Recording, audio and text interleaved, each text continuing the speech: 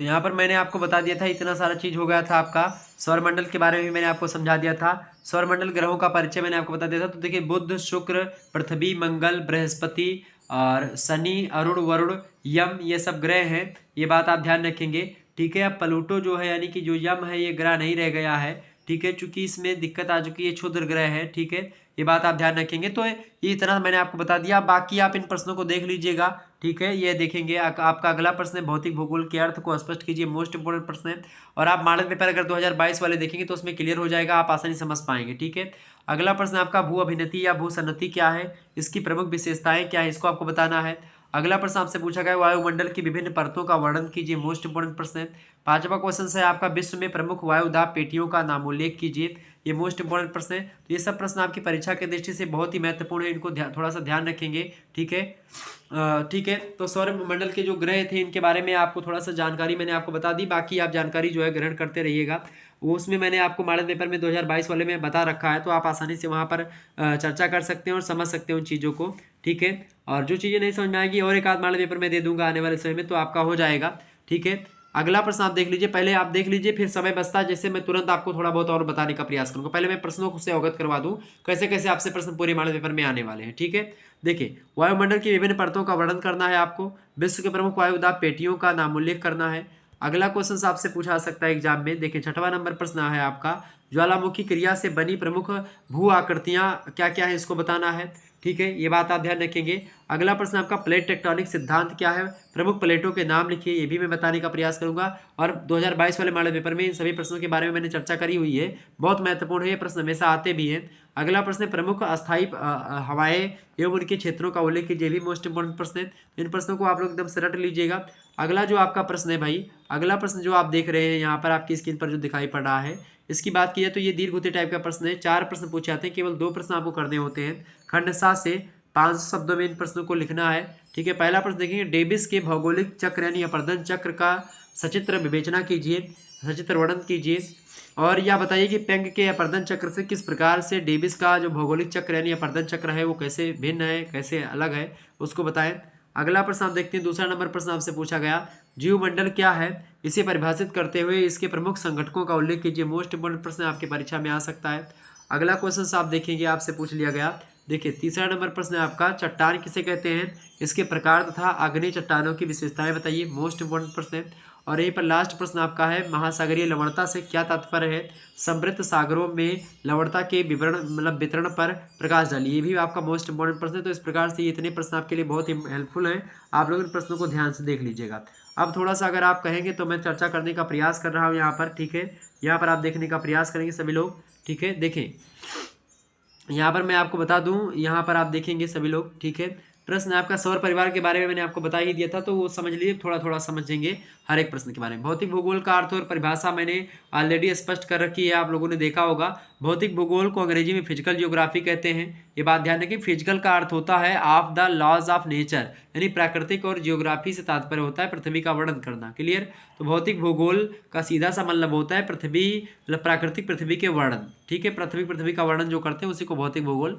Arthur Holmes कहते हैं कि भौतिक पर्यावरण का अध्ययन ही भौतिक भूगोल है, जो कि ग्लोब के धरातलीय उच्चावच यानी भूआकृति विज्ञान, सागर महासागरों का यानी समुद्र विज्ञान का, वायु का यानी जलवायु विज्ञान का, इन सभी के विवरणों के अध्ययन को ही एक प्रकार से डिनोट करता है, उसी को बताता है। तो ये हो गया आपका जो है भौतिक भूगोल। भौतिक भूगोल के बारे में और मैंने आपको सेपरेट वीडियो भी बनाई हुई है, आप प्लेलिस्ट में जाकर के देख सकते हैं। अगला प्रश्न आपका है, भू अभिनति या भू सन्नति क्या है, इसकी प्रमुख विशेषताएं क्या होती है। भू अभिनति या भू सन्नति की बात करें तो एक गहरा सा गड्ढा एक प्रकार से होता है, गहरा सकरा यानी पतला गड्ढा होता है, ठीक। कोबर का भू सन्नति सिद्धांत भी है। क्या होता है कि नदियां जो होती हैं वो जब अपना जल बहा करके लाती हैं, तीव्र गति से गिरती हैं और इससे गड्ढा बन जाता है, और गड्ढे में मलबा धीरे धीरे भरने लगता है, और गड्ढे में मलबे भरने से क्या होता है, इस पर खिंचाव बढ़ता है, इस प्रकार से बल लगता है, संपीड़न बल। इसके कारण से क्या होता है, टकराव होता है ऊपर वाली चीज़ों का। जब टकराव होता है तो इसके कारण से जो गड्ढे में मलबा भरा हुआ होता है, मलबा ऊपर उठता है और वलित पर्वतों का निर्माण होता है। कोबर का भूसन्नति सिद्धांत भी कहते हैं, तो यही भूसन्नति यानी गहरा सकरा भाग भूसन्नति कहलाता है, ठीक है। आगे बढ़ते हैं, अगला प्रश्न आप देखते हैं, चौथा नंबर प्रश्न, वायुमंडल की विभिन्न परतों का वर्णन कीजिए। वायुमंडल की परतों के बारे में आपसे पूछा जा रहा है भाई, वायुमंडल की कौन कौन सी परतें, आप सभी लोग बताने का प्रयास करेंगे। वायुमंडल की कौन कौन सी परतें भाई, सभी लोग बताने का प्रयास करेंगे।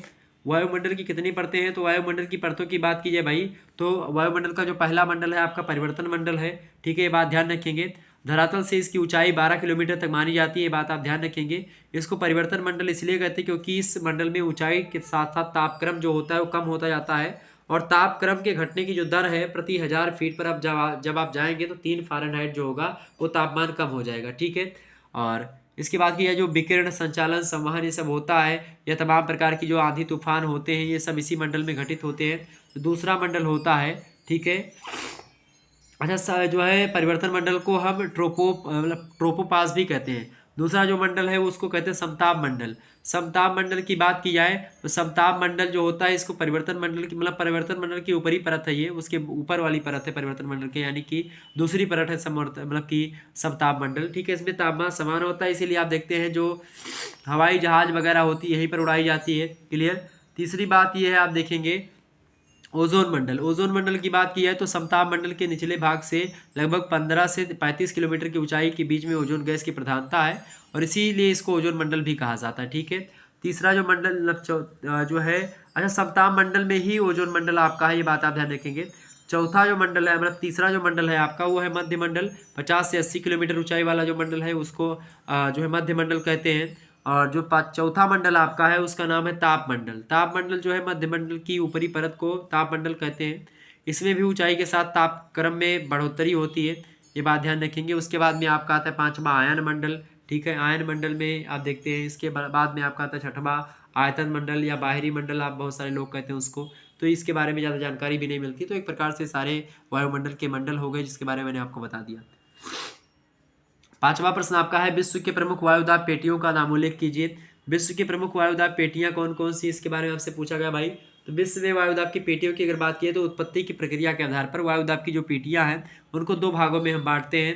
पहला मतलब वैसे तो इसको हम 7 भाग में बाद में बांटते हैं, लेकिन पहले 2 भागों में। पहला देखेंगे, पहले 2 भाग कौन कौन से वायुदाब पेटियां की, पहले है खंड आ और दूसरा है बा। जो आ वायुदाब पेटी उसका क्या नाम है, उसका नाम है तापजन्य वायुदाब पेटियां, और दूसरी जो पेटियां है वो है गतिजन्य वायुदाब पेटियां। जो तापजन्य वायुदाब पेटियां उनको 3 भागों में हम बांटते हैं। पहला है भूमध्य रेखीय निम्न वायुदाब पेटी, दूसरा है आपका, दूसरा कौन सी पेटी भाई, दूसरी पेटी है आपकी उत्तरीय ध्रुवीय उच्च वायुदाब पेटी, तीसरी जो पेटी है आपकी वो है दक्षिण ध्रुवीय उच्च वायुदाब पेटी। और अगर गतिजन्य वायुदाब पेटियों की बात की तो इसको भी हम 4 भागों में बांटते हैं। ये 4 भाग कौन कौन से इसको समझेंगे। पहला है आपका उत्तरी उपोष्ण कटिबंधीय उच्च वायुदाब पेटी, दूसरी है आपकी दक्षिणी उपोष्ण कटिबंधीय उच्च वायुदाब पेटी, तीसरी जो पेटी है वो है उत्तरी उपध्रुवीय निम्न वायुदाब पेटी, और चौथी जो पेटी है उसका नाम है दक्षिणी उपध्रुवीय निम्न वायुदाब पेटी, ठीक है।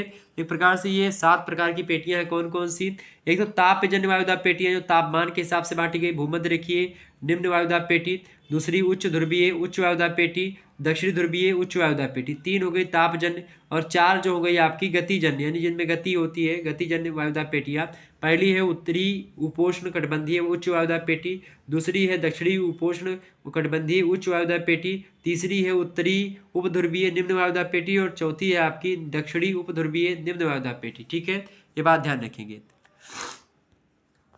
अगला आप देखते हैं छठवां नंबर प्रश्न आपकी स्क्रीन पर आ चुका है भाई। छठा नंबर प्रश्न आपका ज्वालामुखी क्रिया से बनी प्रमुख जो भू आकृतियां उसके बारे में बताएं। तो ज्वालामुखी क्रिया के द्वारा एक तो आंतरिक जो है आकृतियां निर्मित होती हैं, पृथ्वी के अंदर ही कुछ आकृतियां बनती हैं और कुछ पृथ्वी के बाहर बनती हैं। पृथ्वी के जो बाहर आकृतियां बनती हैं उनमें पहला नाम आप लिख लीजिएगा शंकु, ज्वालामुखी शंकु बनता है। दूसरा क्या बनता है आपका, अच्छा शंकु में भी आप कई प्रकार के शंकु होते हैं, ये बात ध्यान रखेंगे, जैसे कि अम्लीय लावा शंकु बनता है, पैटिक लावा शंकु है, मिश्रित शंकु है, सिंडर शंकु है, पराश्रित शंकु है, गुंबदाकार शंकु है, गीवो शंकु है। ये सब ज्वालामुखी के बाहरी स्थलाकृति ज्वालामुखी के द्वारा बनते हैं, ये सब शंकु हैं, ठीक है। दूसरा जो स्थलाकृति है वो है आपकी विवर, तीसरी जो स्थलाकृति है बाह्य में वो है आपकी काल्डेरा, चौथी है लावा पठार या फिर समतल क्षेत्र, पांचवा है आपका मेसा ब्यूट या फिर हागबेक, ठीक है। इसके अलावा जो छठवीं स्थलाकृति है ज्वालामुखी द्वीप, ठीक है, या फिर क्रेटर जो होता है ये काल्डेरा का छोटा भाग होता है, क्लियर। तो ये सब स्थलाकृतियाँ बाह्य स्थलाकृतियाँ हैं। जो आंतरिक स्थलाकृतियाँ हैं पृथ्वी की ज्वालामुखी बाहर मतलब ज्वालामुखी के उद्गार होता ही नहीं है, अंदर ही अंदर वो चट्टानों को एक प्रकार से ढीला पाती है, मतलब थोड़ा सा दरार पाती है तो अंदर ही अंदर रह जाती हैं, तो उनको हम कहते हैं ज्वालामुखी की जो आंतरिक मतलब कि ज्वालामुखी की क्रिया के द्वारा जो आंतरिक स्थलाकृतियाँ बनती हैं उनके लास्ट में आप देखते हैं लिथ जरूर लगा होता है, ठीक है। जैसे कि पहली है आपकी बैकोलिथ, दूसरी है आपकी लैकोलिथ, तीसरी है फेकोलिथ, चौथी है आपकी लेपोलिथ और पांचवी है आपकी सिल, छठवीं है डाइक, सातवीं है ज्वालामुखी पलम। ठीक है, ये बात आप ध्यान रखें। तो ये सब ज्वालामुखी के द्वारा आंतरिक स्थलाकृति पृथ्वी के अंदर ही बन जाती है ये। ठीक है, बाहर तक जब ज्वालामुखी नहीं आ पाता तो उसके कारण से अंदर ही ये इन प्रकार की स्थलाकृतियों का निर्माण हो जाता है। क्लियर, ये हो गई स्थलाकृतियां। सातवां प्रश्न आपका था कि प्लेट टेक्टोनिक सिद्धांत क्या है, प्रमुख प्लेटों के नाम बताइए। प्लेट टेक्टोनिक सिद्धांत की बात की है तो प्लेट टेक्टोनिक सिद्धांत जो है इसको प्लेट विवर्तन की सिद्धांत भी किया कहा जाता है। हायरी हेस महोदय ने इस सिद्धांत का प्रतिपादन किया था 1962 ईस्वी में प्लेट टेक्टोनिक का। ये बात आप ध्यान रखेंगे। प्लेटों की बात की है तो कई सारे प्लेट हैं, ये बात आप ध्यान रखेंगे। प्लेट जो है इनकी अगर बात की है तो नासा ने प्लेटों की संख्या 100 बताई है, लेकिन जो है अभी तक मात्र लगभग 7 बड़ी प्लेटों का खोज हो चुकी है और 20 छोटी प्लेटों को पहचाना जा चुका है। जो 7 आपकी बड़ी प्लेटें उनका नाम मैं बताता हूँ, आप लोग सुनेंगे, लिख लीजिएगा। पहली प्लेट आपकी है अंटार्कटिका प्लेट, दूसरी प्लेट आपकी है भाई उत्तरी अमेरिका प्लेट। फिर से सुनिएगा, जो आपकी 7 बड़ी प्लेटें उनमें नाम कौन सा, पहली प्लेट है आपकी कौन सी, अंटार्कटिका प्लेट, दूसरी प्लेट आपकी कौन सी है, उत्तरी अमेरिका प्लेट, तीसरी प्लेट आपकी है भाई दक्षिणी अमेरिकी प्लेट, जो चौथी प्लेट है आपकी वो कौन सी है, चौथी प्लेट है मतलब कि जो प्रशांत महासागरीय प्लेट है, यानी महासागरीय मतलब प्रशांत महासागर की जो पेटी है वो।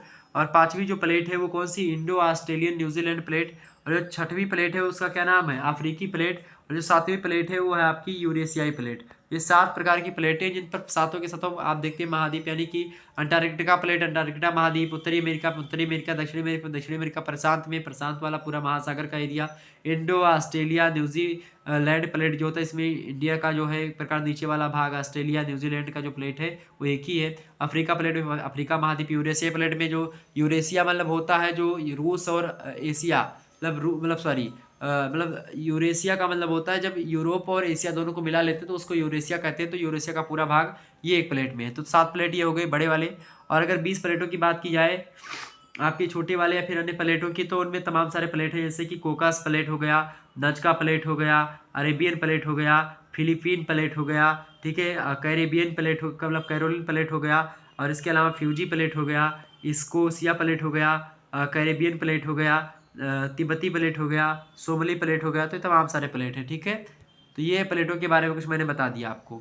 8वां क्वेश्चन आपसे पूछा गया, प्रमुख स्थायी पवन एवं उनके क्षेत्रों का उल्लेख कीजिए। तो प्रमुख स्थायी पवन और उनके स्थानीय क्षेत्रों के बारे में आपसे पूछा जा रहा है। बढ़िया प्रश्न है आपकी परीक्षा के दृष्टि से। ठीक है, प्रश्न आपसे क्या पूछा गया भाई, प्रश्न आपसे पूछा गया है पवनों के बारे में। ठीक है, पवन क्या होती है, ये प्रश्न आपसे क्या पूछा गया है। प्रश्न पूछा गया है कि भाई आप बताओ कि प्रमुख स्थायी हवाएं या उनके क्षेत्रों का उल्लेख कीजिए। प्रमुख स्थायी हवाएं जो होती हैं खास करके उनकी जो है प्रमुख स्थायी हवाएं, इन्हीं को सनातनी हवाएं भी कहते हैं। इनकी बात करें तो पहली होती है ये खास करके, पहला क्षेत्र है सनमार्गी या व्यापारिक हवाएं। दूसरी जो हवाएं हैं वो पछुआ हवाएं, तीसरी हवाएं ध्रुवीय हवाएं। ठीक है, सनमार्गी या व्यापारिक हवाएं जो होती हैं ये दोनों गोलार्धों में स्थित उपोष्ण कटिबंधीय उच्च वायुदाब क्षेत्रों से भूमध्य रेखीय निम्न वायुदाब क्षेत्रों की ओर चलती हैं। ठीक है, जो पछुआ जो है हवाएं होती है, ये हवाएं दोनों गोलार्धों में उपोष्ण कटिबंधीय उच्च वायुदाब का जो क्षेत्र होता है वहां से लेकर के उप ध्रुवीय निम्न वायुदाब का जो क्षेत्र होता है उसकी ओर चलती हैं। तो ध्रुवीय हवाएं होती हैं। अच्छा, ये पछुआ पवनें जो होती हैं जब 50 डिग्री दक्षिणी अक्षांश के पास से गुजरती हैं तो उसको गजरता चालिसा कहते हैं। जब वो 60 डिग्री अक्षांश से जो है सॉरी जब वो 40 डिग्री अक्षांशों के बीच में रहती है, 40 से 50 डिग्री में, तो उसको गरजता चालिसा बोलते हैं पछुआ पवनों को। और जब वो 50 डिग्री दक्षिणी अक्षांश के पास से गुजरती है तो उसको जो है भयंकर पचासा, और जब 60 डिग्री दक्षिणी अक्षांश से गुजरती है तो उसको चीखता साठा कहते हैं। उसके बाद जो ध्रुवीय हवाएं होती हैं ये ध्रुवीय उच्च वायुदाब क्षेत्रों से उप ध्रुवीय निम्न वायुदाब क्षेत्रों की ओर चलती हैं। ये बात आप ध्यान रखेंगे। क्लियर, तो ये होगा कुछ हवाओं को लेकर के बातें। बाकी ये प्रश्न आपको पता ही होगा, इन प्रश्नों के बारे में आप लोग जो है ध्यान से पढ़ लीजिएगा। ओके, तो ये प्रश्न आपके खंडसार से 5 शब्दों वाले 2 प्रश्न करने हैं। 4 क्वेश्चन पूछे गए थे, मैंने आपको शुरुआत में ही इन सब प्रश्नों के बारे में आपको अवगत करवा दिया। प्रश्न देखेंगे डेविस और अपर्दन मतलब कि डेविस और पेंक का जो अपर्दन का सिद्धांत उसको पढ़ लीजिएगा।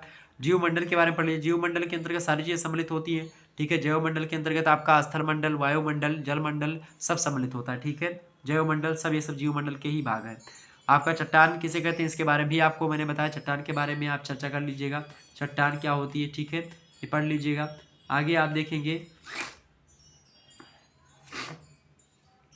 आगे आप देखिएगा महासागरीय लवणता, ये भी आपके लिए इंपॉर्टेंट है। तो इस प्रकार से चीज़ों को थोड़ा सा ध्यान रखेंगे। ये आपके प्रश्न थे जो कि मैंने आपको बता दिए। बाकी जो है तमाम प्रकार के प्रश्नों के बारे में मैंने आपको बता दिया जियोग्राफी से रिलेटेड। तो आपका जो भी क्वेश्चन पेपर होगा आप आसानी मतलब कि जिस भी विश्वविद्यालय से आप रिलेटेड है सभी विश्वविद्यालयों के लिए इंपॉर्टेंट है। ओके, बात आप ध्यान रखेंगे। धन्यवाद, मिलते हैं नेक्स्ट वीडियो में। तब तक के लिए जय हिंद जय भारत। आप सभी का बहुत बहुत धन्यवाद। Good night, all of you.